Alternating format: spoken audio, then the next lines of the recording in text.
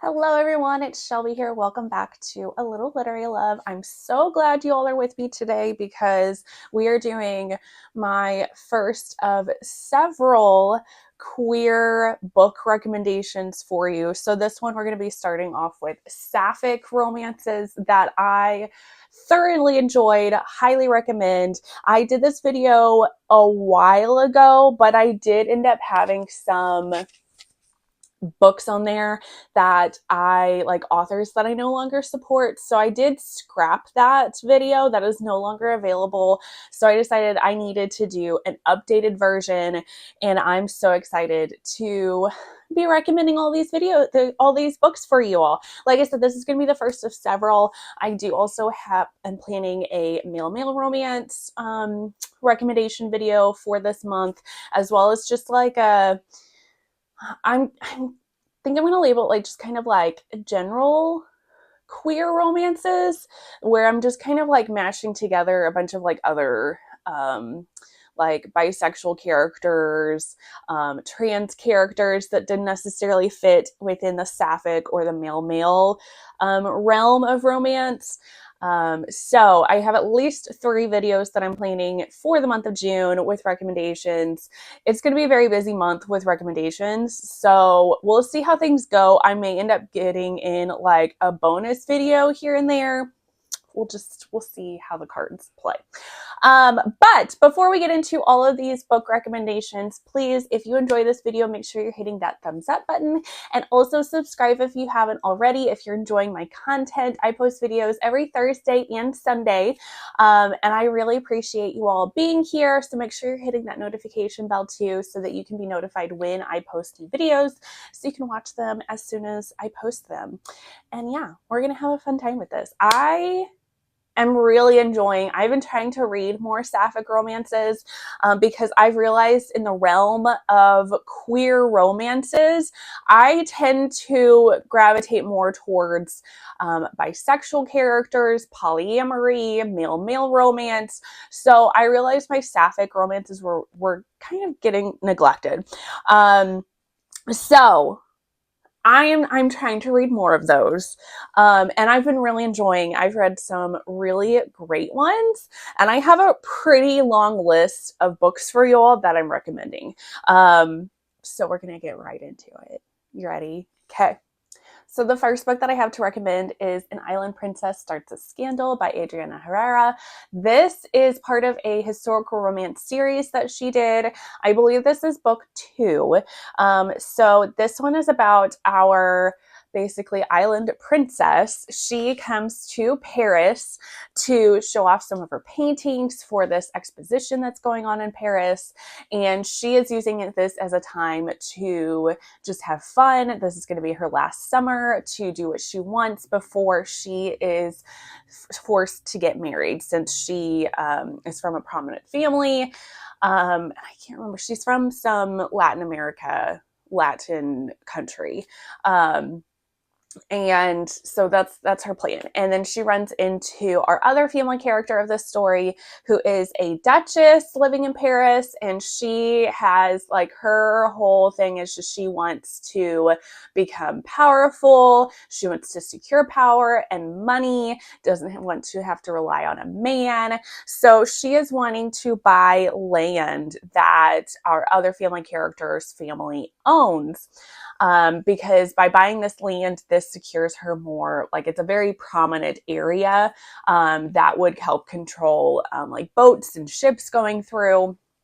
So she wants to do this. So she makes a deal because she also like really likes this girl's like art that she does. They make a deal together that she will sell this land to this woman if this woman like helps her just kind of like explore her sexuality and have a fun time. And of course, because it's romance, these two characters fall together or fall for each other. And it's such a good book. It's also like so refreshing to read a historical romance, not only with queer characters, because the vast majority of historical romance is about cishet straight characters.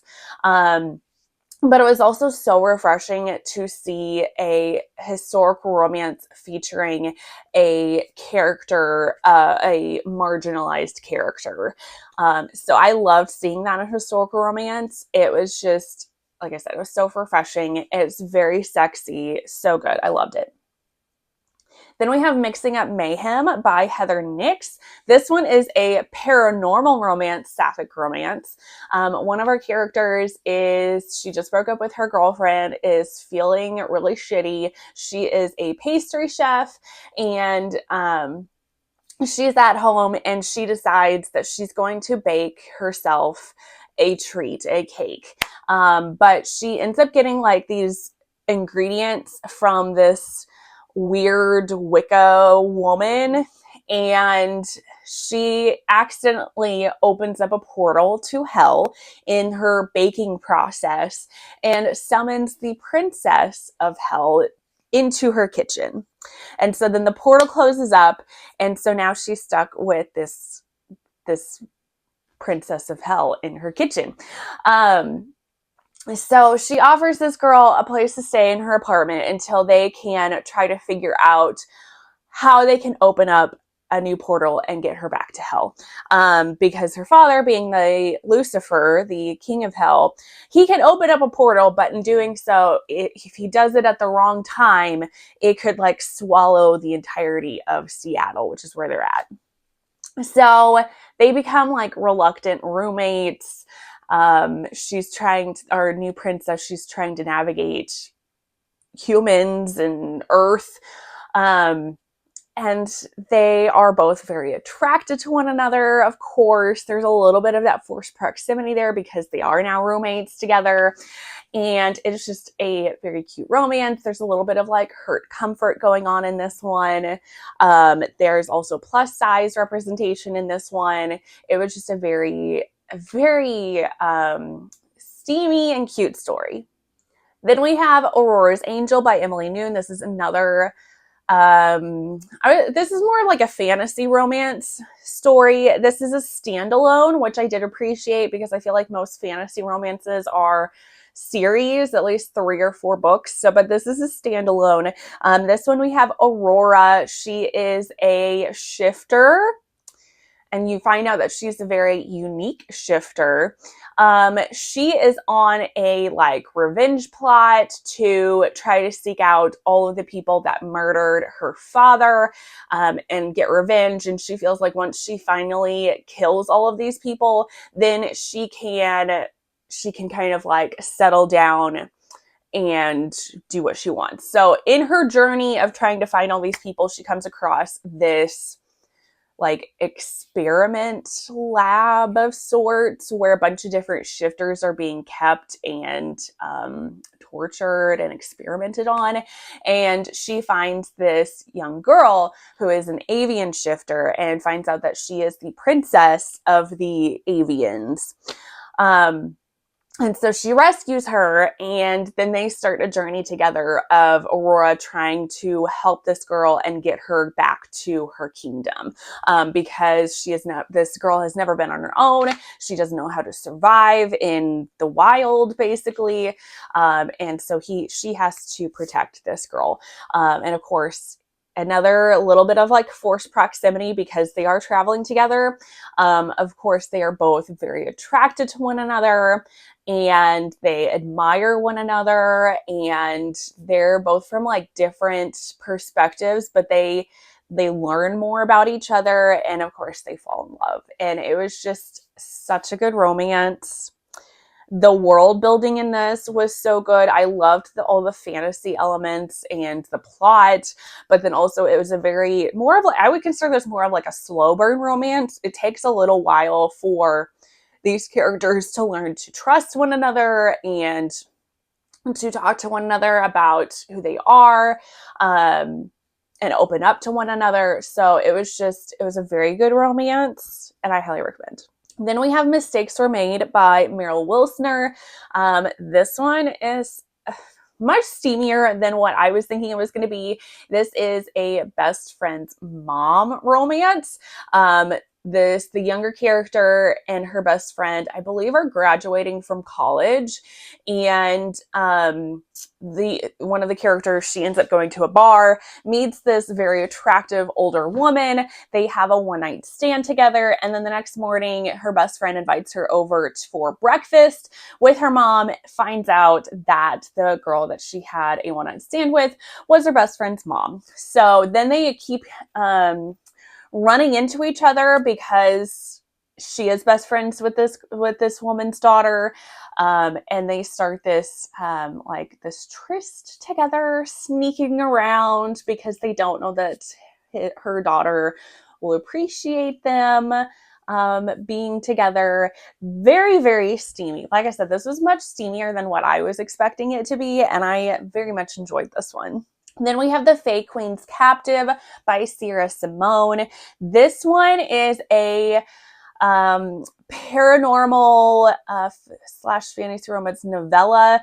This was part of like a series that Katie Robert put together. Can't remember what the series name is. I haven't read any of the other books, but The Fae Queen's Captive, have read. This one is about one of our family main characters. She is on a dig for her graduate thesis, something like that. And she ends up getting kidnapped by Fae and being transported to the world of Fae and brought to the Fae Queen's feet. And so this woman who has studied different lore about like humans and what they think about the Fae decides she's going to make a deal with this Fae Queen, that she will offer herself to the Fae Queen as the Fae Queen's pet in exchange for the Fae Queen keeping her safe. And hopefully the Fae Queen will be able to help her get out of the realm of the Fae. And as with any Sierra Simone book that you may pick up, if you haven't picked up a Sierra Simone book, it is very, very spicy. A little bit, since this is a novella, there's not as much of that like emotional impact as some of her like actual full-length novels are, but there's still that little bit of like emotion to it, and it was just I gobbled this up. I am dying. I would love for Sierra Simone to write a full-length novel that is Sapphic, because she writes it so well. Like, it's so good. Then I have Make Room for Love by Darcy Lau. I might be saying that wrong. This one is another standalone. This is a contemporary romance. This one is about these two characters become roommates because one of our family characters breaks up with her boyfriend, and they were living together, and now she has no place to go. So our other character offers her, she's like, hey, I've got a room. You can stay with me until you find a new place. So this one, I appreciated this one because one of our female main characters is trans, and she says that to our other female character like pretty quickly on. So this also features like a slow burn romance because neither one of the characters is attracted to the other one, but the other one claims that she's very straight, is not attracted to women, but finds herself continuing to want to be around this other woman. So they form a friendship with being roommates, and which very slowly blossoms into a romance. So this one, this is probably like my lowest rated of the books in this recommendation video that I have for you all. But I think if you really appreciate like sweeter romances, like slower romances, this is a very cute and sweet romance. This one might be for you. So that's why I included it on this one. I kind of thought this was a little bit slower paced than what I normally like. But it was very good. This also does feature like hurt comfort. Both of them are kind of working through some past hurts.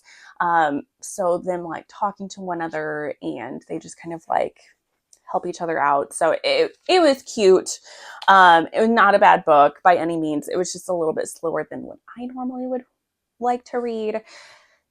So if you like those, you might enjoy this one. Then we have Delilah Green Doesn't Care by Ashley Herring Blake. Ashley Herring Blake writes a lot of sapphic romances. I think that's mostly what she writes. This is the only book that I've read from her, but I have several other books of hers on my bookshelves in various places. And I need to read more from her because this is a very cute romance.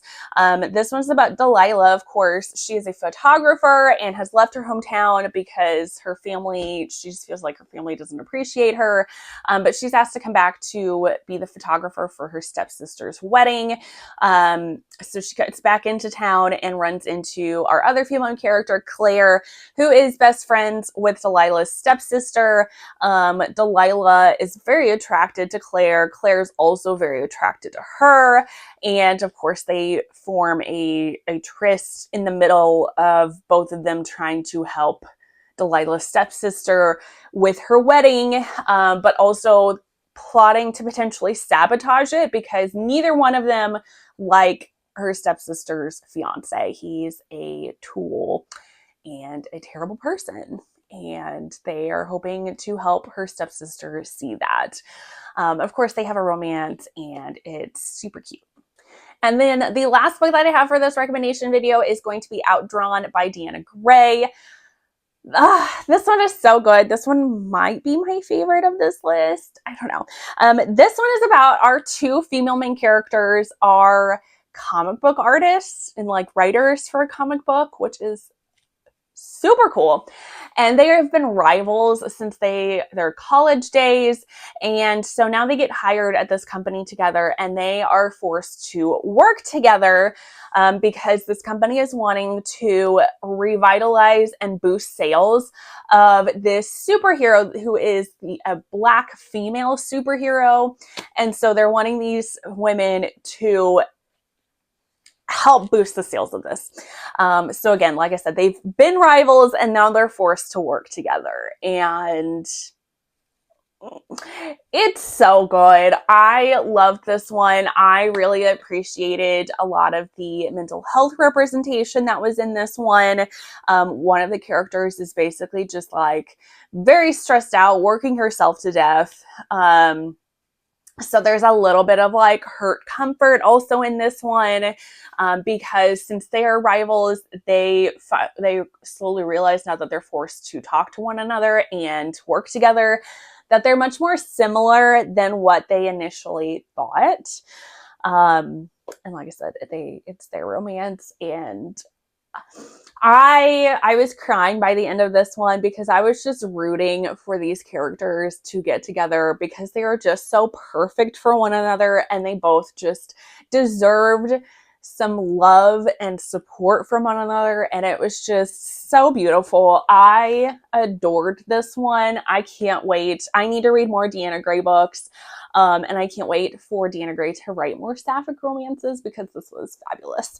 But those are all of my recommendations for this video. So if you have any recommendations for sapphic books that you adore, that you love, make sure you leave them in a comment down below so that we all can share in the love, that we can all try to read all of these romances because I'm always seeking out more sapphic books. I obviously need to continue reading more sapphic books because they're fabulous and I love them. But that's going to be it for this video. And yeah, I will see you all in the next one. Bye, guys.